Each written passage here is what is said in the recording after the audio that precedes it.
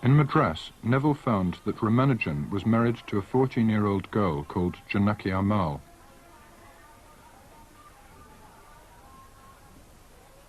She is now 87 and lives in a poor area of Madras, surrounded by mementos of her husband. All I can tell you is that day and night he worked on sums. He didn't do anything else. He wasn't interested in anything else, just sums. He wouldn't stop work even to eat. We had to make rice balls for him and place them in the palm of his hand. Isn't that extraordinary?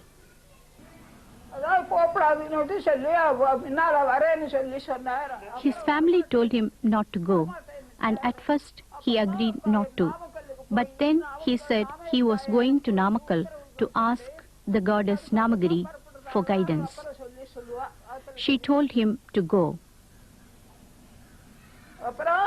Yes, and now I remember.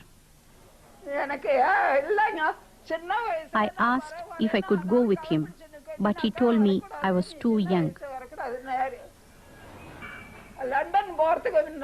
Before he left for London, he had his hair long, and because he thought it would hurt our feelings, he sent us off to Kumbakonam. Then he cut his hair and dressed in different clothes. You can see the photo of how he looked. I myself never saw him like that. I only saw the photo. He didn't like to have his photo taken.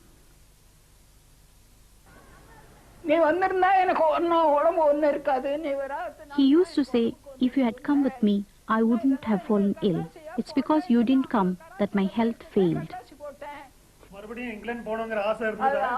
He said he had left all his maths books in England and would like to go back. He also said he had 5,000 rupees in savings to buy me diamond eardrops and a gold belt.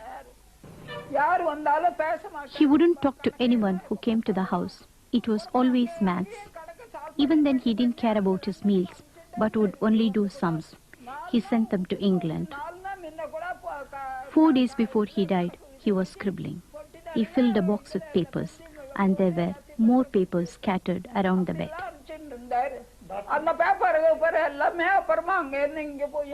The papers went here and there and changed hands. I don't know where they went. For him, in this universe, maths was everything.